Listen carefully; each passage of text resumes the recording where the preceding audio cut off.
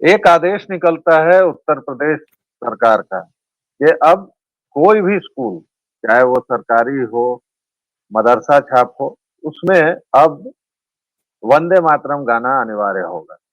और ये मदरसा छाप स्कूल वही हैं जहां सरकारी इमदाद यानी सरकारी सहायता भी मिलती है। हालांकि सारे मदरसे पंजीकृत नहीं हैं। उत्तर प्रदेश सरकार ने इस संदर्भ में भी कवायद की थी। उत्तर प्रदेश सरकार ने इस संदर्भ में शिक्षा नीति को भी बदलने की कवायद की, जिसमें हमेशा की तरह मेरे प्यारे सुप्रीम कोर्ट ने अड़चन लगा दी। इसके बावजूद उत्तर प्रदेश में जो कुछ भी हो रहा है वह एक वास्तविक मायनों में धर्मनिरपेक्ष स्टेट, मैं आज के शब्दों का इस्तेमाल कर रहा हूं, सेकुलर स्टेट के लिए जो कुछ भी जरूरी होना चाहिए वो उत्तर प्रदेश की योगी सरकार कर रही है।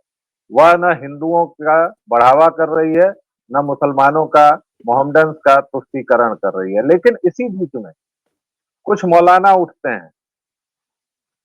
एक मौलाना फरमान देता है कि बच्चे स्कूलों में वंदे मातरम नहीं गाएं और वो स्कूल से निकल जाएं अगर उनके मजहब के खिलाफ कुछ होता है।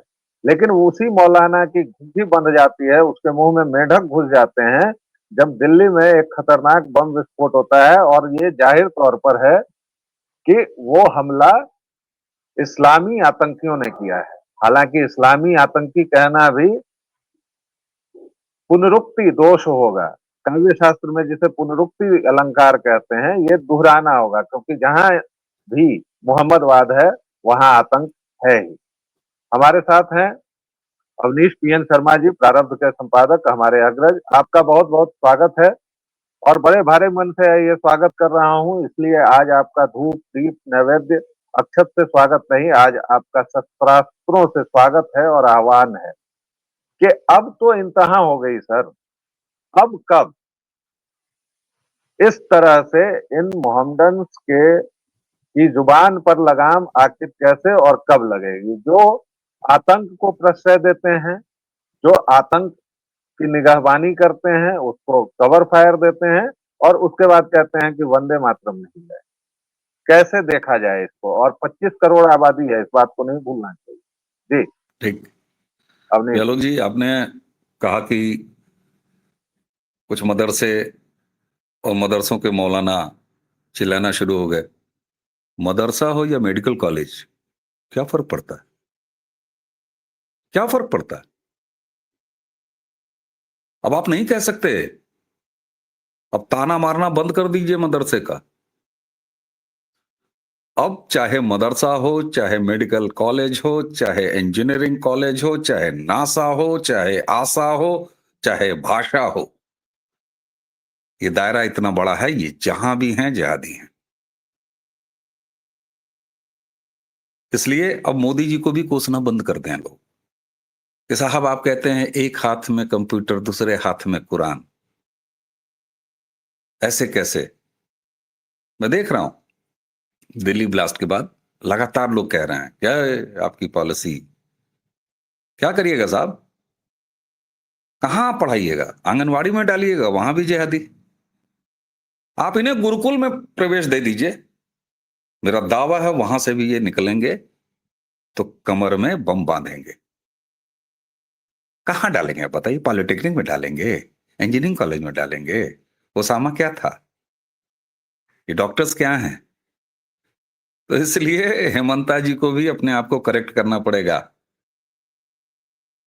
कि हम मुल्ला नहीं बनाएगा, हम मदरसा ढहाएगा, उसकी जगह स्कूल बनाएगा, इनको पढ़ाएगा लिखाएगा। कोई फर्क नहीं साहब, कुछ नहीं। अब इसको इस तरीके से देखना पड़ेगा। और मुस्लिम उम्मा, उत्तर प्रदेश सरकार ने एक ऑर्डर निकाला वंदे मातरम का। आवाज सबसे पहले किस मौलाना ने उठाया, जिस खबर का आप लगातार जिक्र कर रहे हैं? जमीयत उलमा महाराष्ट्र के अध्यक्ष मौलाना हलीम उल्लाह कासमी। 25 करोड़ आबादी का ध्यान आपने दिलाया था, बिहार के पूरी आबादी को इसमें जोड़ लीजिए, महाराष्ट्र की पूरी आबादी को भी इसमें जोड़ लीजिए, सरकार अंडमान निकोबार की आबादी को भी इसमें जोड़ लीजिए, एवरेस्ट पर भी अगर कोई भारतीय ट्रैक कर रहा हो तो उस आबादी को भी इसमें जोड़ दीजिए। ये 25 करोड़ उत्तर प्रदेश की बात नहीं है, बिहार, बंगाल, असम, पूरा भारत इससे अछूता है क्या? उत्तर प्रदेश का ऑर्डर, महाराष्ट्र से पुकार, मदद की उम्मीद अरब से। सर ये वैश्विक दानव हैं, ये वैश्विक दानव हैं। बहुत सारे लोग कह रहे हैं कि मोदी जी की कश्मीर पॉलिसी फेल हो गई। जाके पूछिए ना उस बेशर्म सुप्रीम कोर्ट से, एलानिया कह रहा हूं, बेशर्म सुप्रीम कोर्ट से।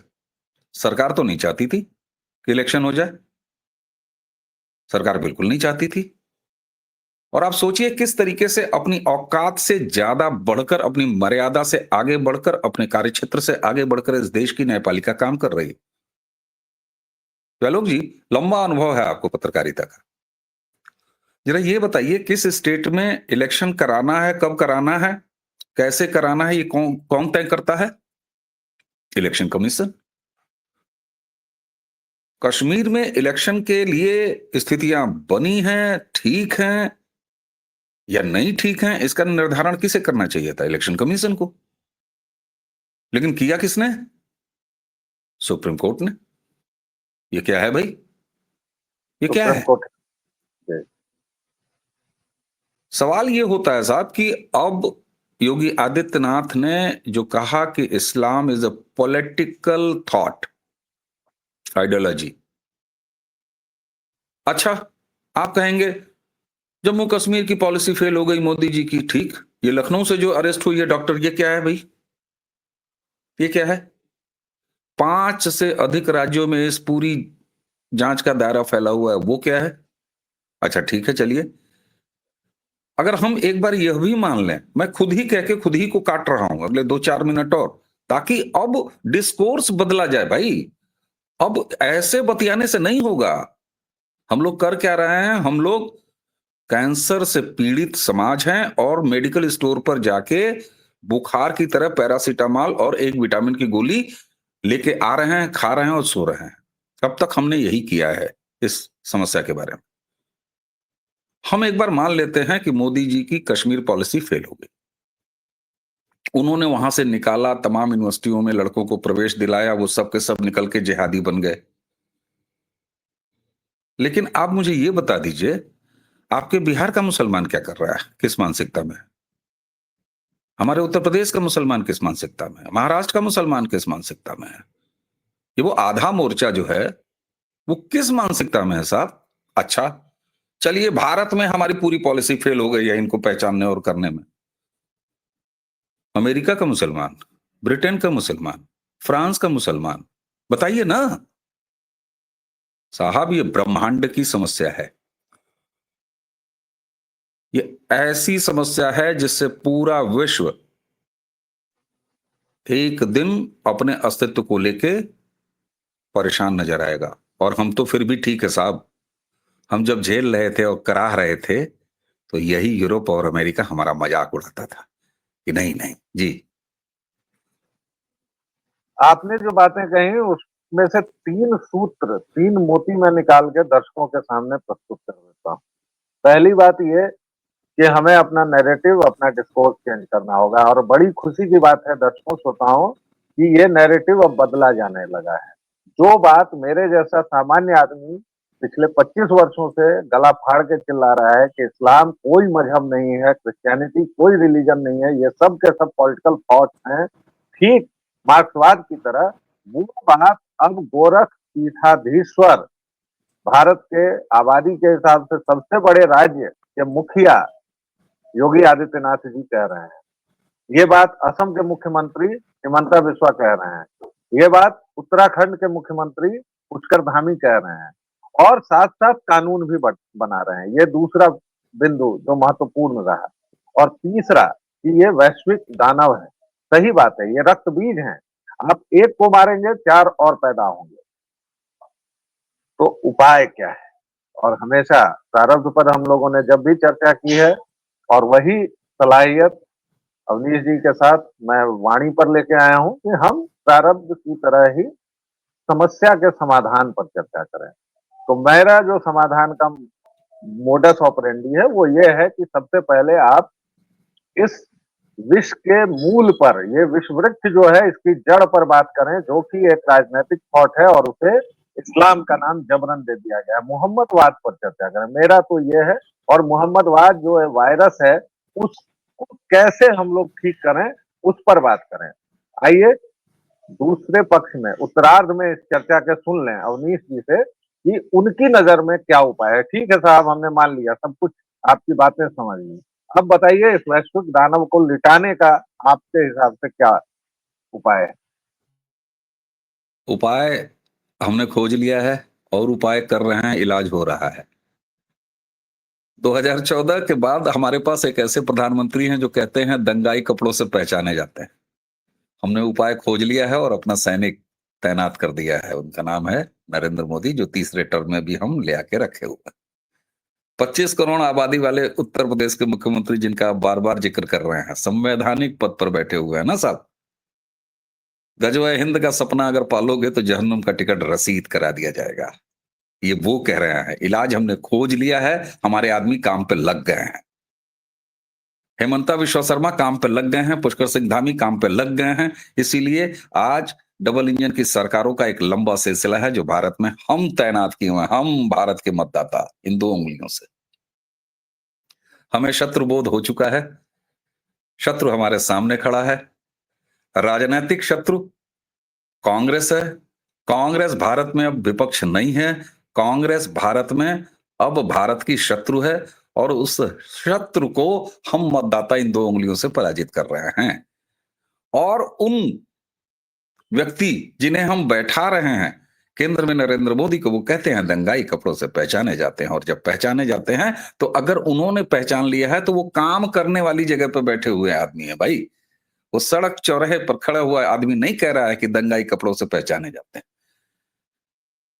क्यों? क्योंकि स्थितियां हमने बदली हैं, भारत का भाग्य हमने बदला है। भारत का एक प्रधानमंत्री कहता था इस देश के संसाधनों पर पहला हक मुसलमानों का है। हमने भारत का भाग्य बदला और भारत के प्रधानमंत्री एक ऐसे व्यक्ति हैं जो कहते हैं दंगाई कपड़ों से पहचाने जाते हैं।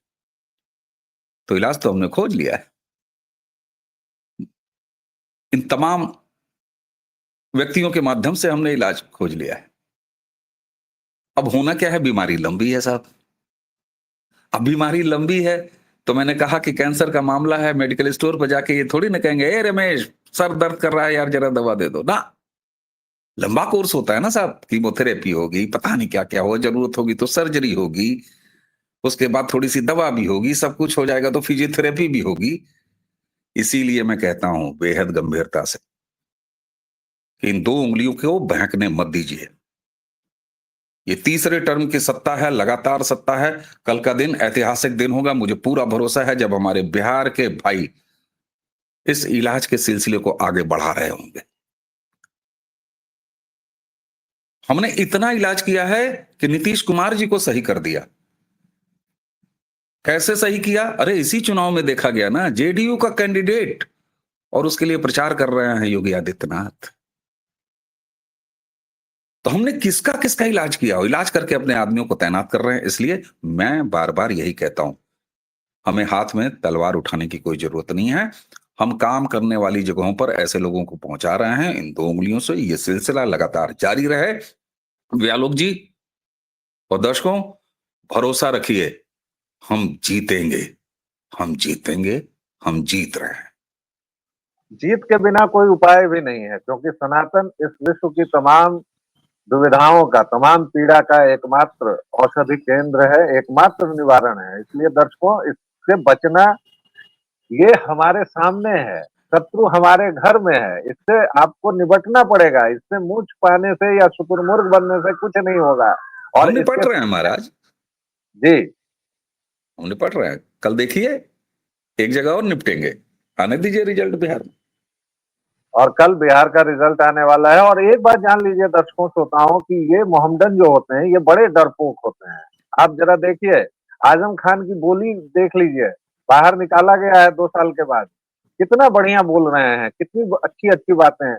हमारे आदर्श महाराणा प्रताप और शिवाजी हैं। अरे आजम खान ये बोल रहे हैं, कमाल है। तो आपने सही कहा सर कि उपाय तो हो रहा है, उपाय सब कुछ हो रहा है। आगे की राह भी है, बहुत घबराना भी नहीं है। ये अबू आजमी जो आज उछल रहा है ना कि ना इंसाफी और जिल्लत से आतंकवाद पैदा होता है, तो नाइंसाफी और जिल्लत को खत्म किया जाए। मतलब ये लोग देखिए कवर फायर कैसे देते हैं। अबे अरे भाड़ में जाए इनका कवर फायर ले कौन रहा है? उस डॉक्टर को किसने जिल्लत और नाइंसाफी दे दी भाई? 40 लाख रुपए जिसने खर्च कर दिए दिल्ली को दहलाने के लिए, डॉक्टर शाहीन, उसको कौन सी जिल्लत मिल गई? खैर, दर्शकों श्रोताओं, अब एक चलते चलते हम कंक्लूडिंग रिमार्क्स लेंगे अवनीश जी से और उसके बाद इस चर्चा को यहीं समाप्त करेंगे। सर, आपके कंक्लूडिंग रिमार्क्स प्लीज। 2 उंगलियां, एक उंगली पर लोकतंत्र की स्याही, दूसरे से ईवीएम की बटन दबाई। यही कंक्लूडिंग, यही प्रारंभिक, यही बीच में, यही अंतिम इलाज है। करते रहिए जब जब आपका चुनाव आए। ग्राम प्रधानी का आए तो भी यही 2 उंगली, वही सोचें।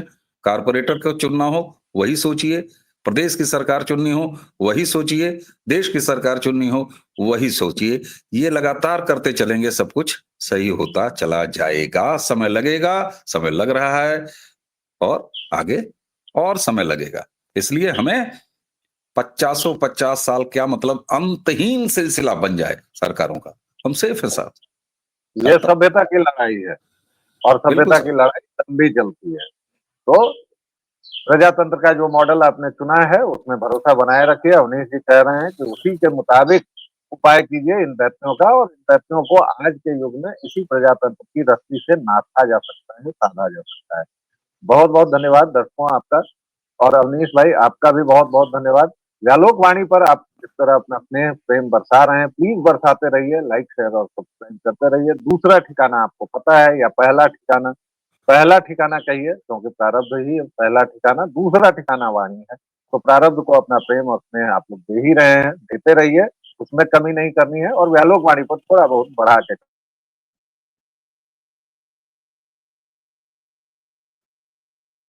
व्यालोक जी का नेटवर्क थोड़ा सा गड़बड़ हो गया, तो दर्शकों इसी के साथ आज का ये वीडियो व्यालोक जी के खराब नेटवर्क की वजह से मैं समाप्त कर दे रहा हूँ। नमस्कार, प्रणाम, जय जय श्री राम।